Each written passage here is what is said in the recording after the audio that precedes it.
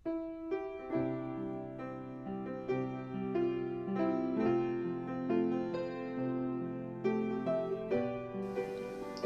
bukanlah orang-orang malam.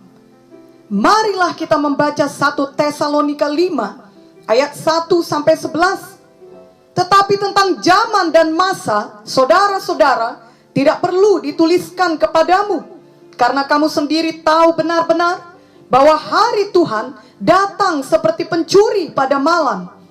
Apabila mereka mengatakan semuanya damai dan aman, maka tiba-tiba mereka ditimpa oleh kebinasaan, seperti seorang perempuan yang hamil ditimpa oleh sakit bersalin. Mereka pasti tidak akan luput. Tetapi kamu, saudara-saudara, kamu tidak hidup di dalam kegelapan, sehingga hari itu tiba-tiba mendatangi kamu seperti pencuri. Karena kamu semua adalah anak-anak terang dan anak-anak siang. Kita bukanlah orang-orang malam atau orang-orang kegelapan. Sebab itu, baiklah jangan kita tidur seperti orang-orang lain, tetapi berjaga-jaga dan sadar. Sebab mereka yang tidur, tidur waktu malam, dan mereka yang mabuk, mabuk waktu malam. Tetapi kita yang adalah orang-orang siang, baiklah kita sadar, berbaju cirahkan iman dan kasih, dan berketopongkan pengharapan keselamatan. Karena Allah tidak menetapkan kita untuk ditimpa murka, tetapi untuk beroleh keselamatan oleh Yesus Kristus Tuhan kita, yang sudah mati untuk kita, supaya entah kita berjaga-jaga, entah kita tidur, kita hidup bersama-sama dengan Dia.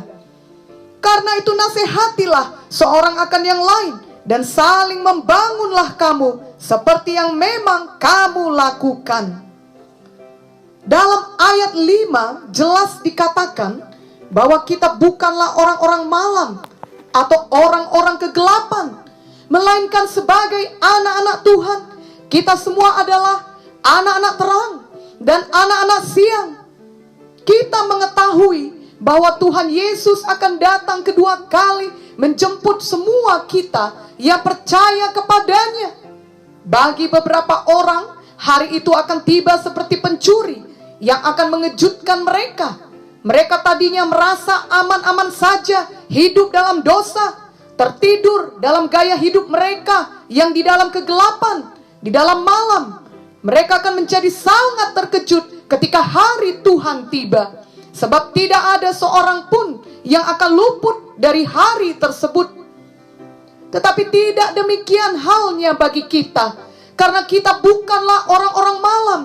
Kita tidak hidup dalam kegelapan dosa. Seperti ayat 8 di atas, kita adalah orang-orang siang. Maka hari kedatangan Tuhan kedua kali tidak akan datang seperti pencuri bagi kita, dan tidak menakutkan bagi kita. Sebab kita senantiasa berjaga-jaga dalam menantikan kedatangan hari tersebut. Itulah kerinduan kita orang-orang siang setiap harinya. Ingatlah bahwa sebagai orang-orang siang, kita terpanggil untuk hidup berbeda dengan orang-orang lain yang suka hidup dalam kegelapan, yakni orang-orang malam. Sama seperti malam hari dan siang hari sangat jelas perbedaannya. Demikianlah kiranya jelas perbedaan hidup kita sebagai orang-orang siang dengan orang-orang malam di dunia ini yang belum mengenal Tuhan Yesus. Roma 12 ayat 2 berkata, janganlah kamu menjadi serupa dengan dunia ini, tetapi berubahlah oleh pembaharuan budimu, sehingga kamu dapat membedakan manakah kehendak Allah, apa yang baik, yang berkenan kepada Allah, dan yang sempurna. Orang-orang siang berarti kita selalu sadar, kita selalu ingat, dan kita selalu bersiap untuk kedatangan Tuhan kembali. Kita tidak sama dengan orang-orang lain di dunia ini yang tidak peduli, tidak ingat, dan tidak sadar akan semakin dekatnya hari kedatangan Tuhan. Kegelapan malam membutakan mereka. Mereka telah menjadi nyaman dengan semua kegelapan tersebut. Tetapi lain halnya dengan kita yang adalah orang-orang siang. Kita justru selalu menantikan kedatangan Tuhan tersebut dengan segenap hati kita. Itu sebabnya setiap hari kita hidup berbaju jirahkan iman dan kasih, berketopongkan pengharapan keselamatan, seperti yang dikatakan firman Tuhan di atas. Adapun masa pandemi COVID-19 ini telah membawa banyak dampak dalam kehidupan kita, dan tidak ada yang dapat menjamin kapan pandemi ini berakhir. Masih begitu banyak hal yang tidak pasti, sehingga banyak orang menjadi tidak lagi peduli. Mereka seperti telah kehilangan imannya dan hanya sekedar menjalani hidup saja. Tidak ada lagi visi, tidak ada lagi semangat dalam menjalani hari-harinya. Itu seperti gambaran kegelapan malam, kesuraman, dan kehilangan harapan. Tetapi tidaklah demikian bagi setiap anak Tuhan yang adalah orang-orang siang. Setiap hari baginya adalah kesempatan untuk berkarya, kesempatan untuk menyatakan kasihnya kepada Tuhan dan menikmati kasih Tuhan kepadanya. Setiap hari ia penuh semangat dan dia selalu memiliki harapan. Demikianlah seharusnya hidup kita, yakni sebagai orang-orang siang. Kita tidak mau kehilangan iman. Kita tahu seburuk apapun situasi yang kita lihat dengan mata kita, Tuhan Yesus tetaplah memegang kendali. Dan dari firman Tuhan yang telah diajarkan selama ini kepada kita, kita mengetahui dengan pasti apa yang akan terjadi selanjutnya di dunia ini, yakni akan tiba hari kedatangan Tuhan. Jadi bagi kita, hari depan selalu akan lebih baik, karena kita tahu kita menuju kepada hari kedatangan Tuhan. Dan masa depan kita sudah dijamin ada di sorga, di Yerusalem baru. Marilah kita benar-benar tidak mau kehilangan iman. Marilah kita juga tidak mau hidup dengan kehilangan kasih. Walaupun kita mendengar atau bahkan melihat sendiri bahwa ada banyak kejahatan di mana-mana, tetapi biarlah itu tidak membuat kita lemah. Justru marilah semakin mengasihi Tuhan dan semakin mengasihi sesama manusia. Setiap hari kita mau menjadi representatif Tuhan, di mana kita dapat menunjukkan Tuhan Yesus yang penuh kasih kepada orang lain melalui hidup kita yang penuh kasih kepada mereka. Amin. Marilah kita selanjutnya membaca 1 Tesalonika 5 ayat 12 sampai 18.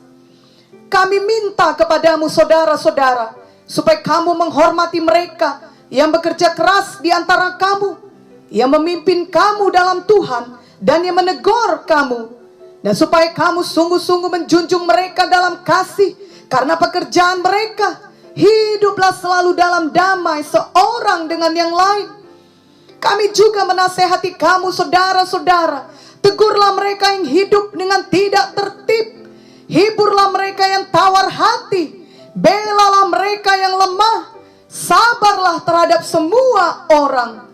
Perhatikanlah supaya jangan ada orang yang membalas jahat dengan jahat, tetapi usahakanlah senantiasa yang baik terhadap kamu masing-masing dan terhadap semua orang. Bersukacitalah senantiasa, tetaplah berdoa, mengucap syukurlah dalam segala hal, sebab itulah yang dikehendaki Allah di dalam Kristus Yesus bagi kamu. Dari ayat 12 dan 13 kita diminta untuk menghormati orang yang memimpin dan menegur kita. Bahkan diminta untuk menjunjung mereka dalam kasih. Adalah hal biasa di dunia saat ini untuk melupakan orang-orang yang sudah berjasa bagi hidup mereka. Dalam 2 Timotius 3 ayat 2, mereka disebutkan dengan tidak tahu berterima kasih.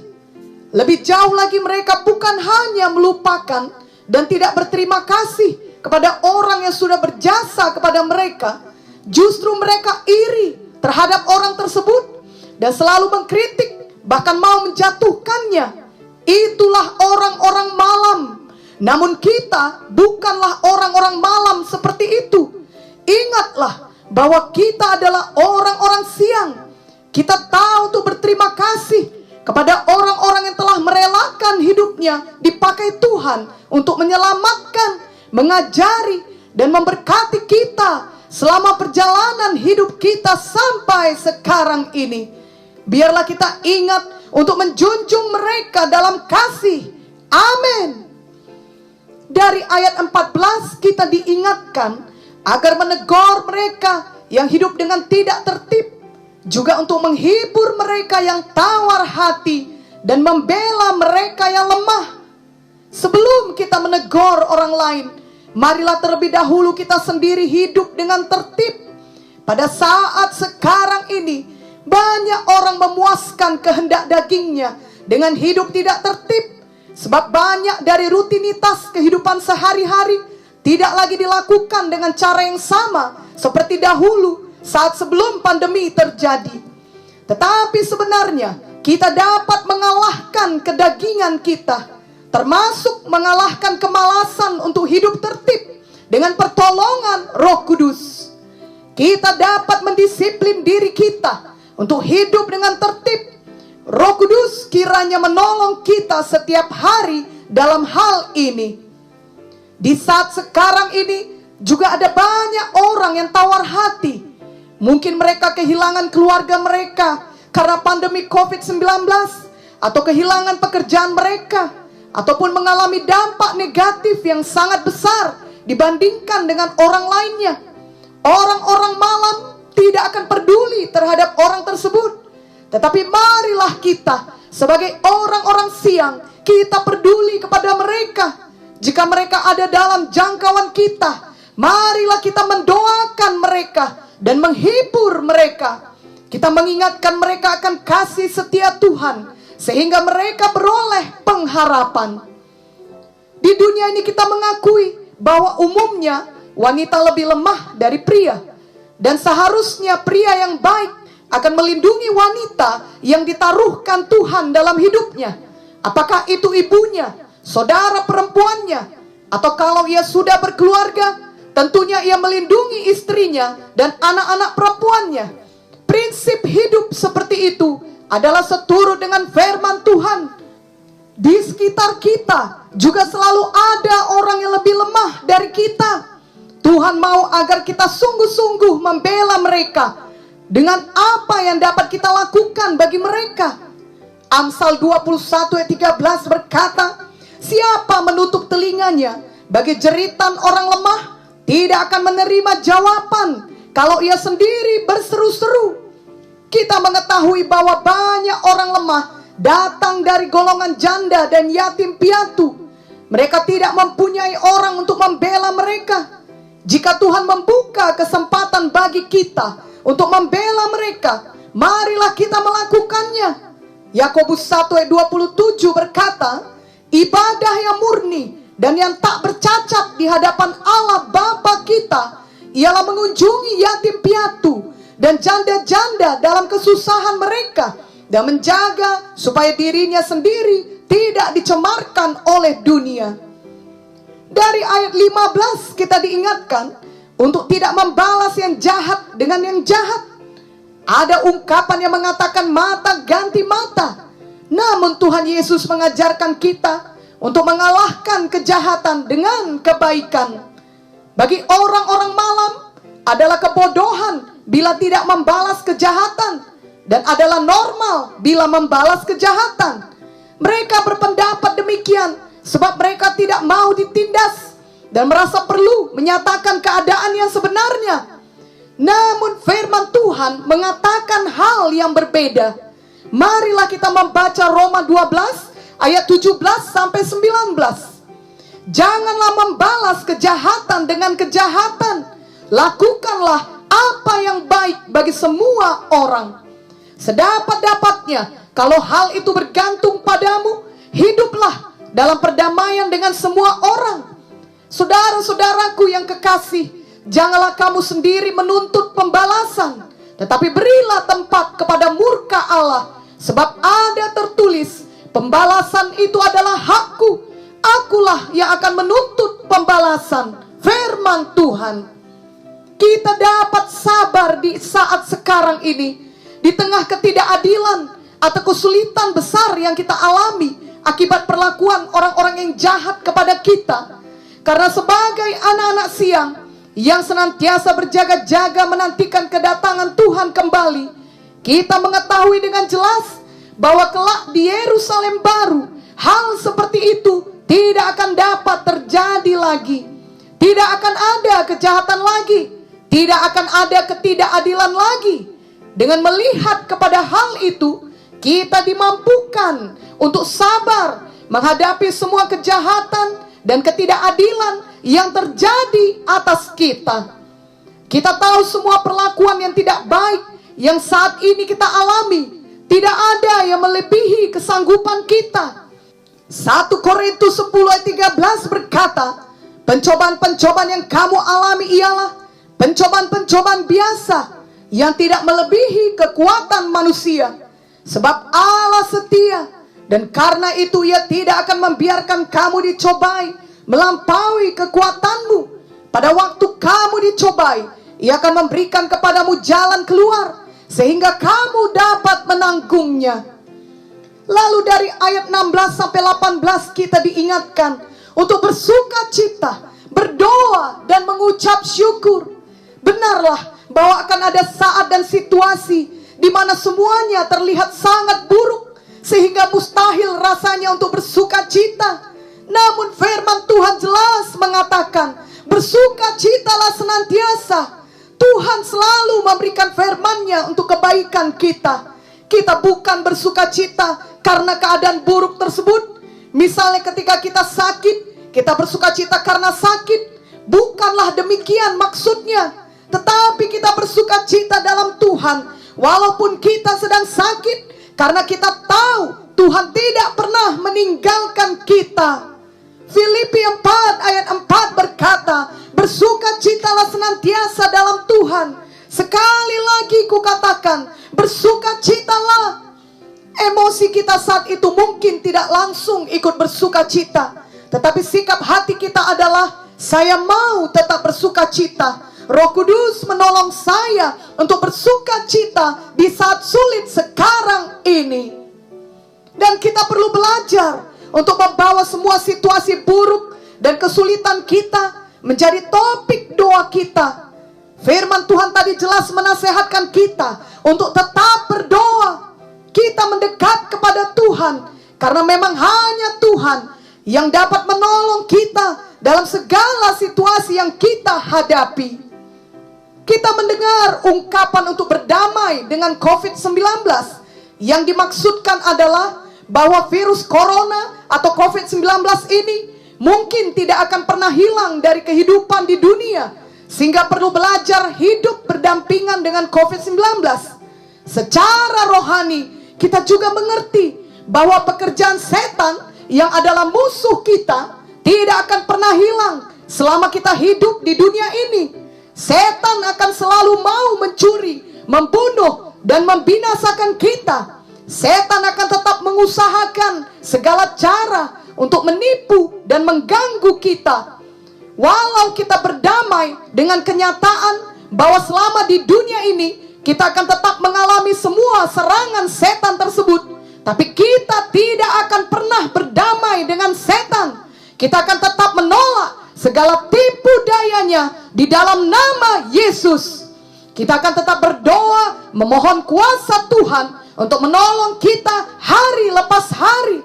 Kita akan tetap berdoa untuk mujizat Tuhan. Kita tahu bahwa doa orang benar besar kuasanya. Dan satu lagi adalah sebagai orang-orang siang dan bukan orang-orang malam, maka kita perlu selalu mengucap syukur di dalam segala hal. Di saat semua hal baik, mudah untuk mengucap syukur. Tetapi kita perlu belajar untuk mengucap syukur dalam segala hal, termasuk ketika terjadi hal-hal yang tidak baik dan kita tidak mengerti kenapa Tuhan izinkan terjadi. Namun kita percaya suatu saat kelak semua hal itu dapat mendatangkan kebaikan bagi kita. Itu sebabnya kita dapat tetap mengucap syukur saat kita di tengah proses itu, mengetahui Tuhan tetap memegang kendali atas hidup kita, anak-anaknya. Kita perlu belajar untuk merasa puas dengan Tuhan, sehingga kita dapat bersyukur dalam segala hal. Paulus mengajarkan hal ini. Mari kita baca suratnya dalam Filipi 4 ayat 11 sampai 13. Kukatakan ini bukanlah karena kekurangan, sebab aku telah belajar mencukupkan diri dalam segala keadaan. Aku tahu apa itu kekurangan, dan aku tahu apa itu kelimpahan. Dalam segala hal dan dalam segala perkara, tidak ada sesuatu yang merupakan rahasia bagiku, baik dalam hal kenyang maupun dalam hal kelaparan, baik dalam hal kelimpahan maupun dalam hal kekurangan. Segala perkara dapat kutanggung di dalam Dia yang memberi kekuatan kepadaku.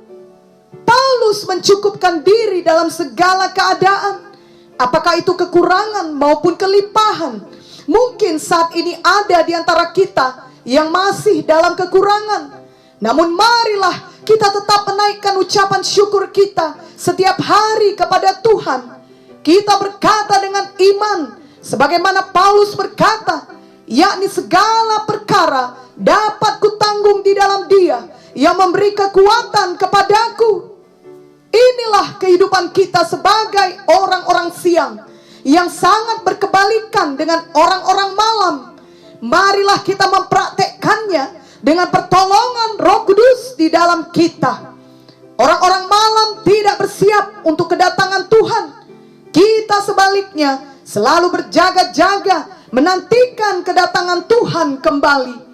Biarlah orang-orang di sekeliling kita diberkati setelah melihat cara hidup kita yang berbeda.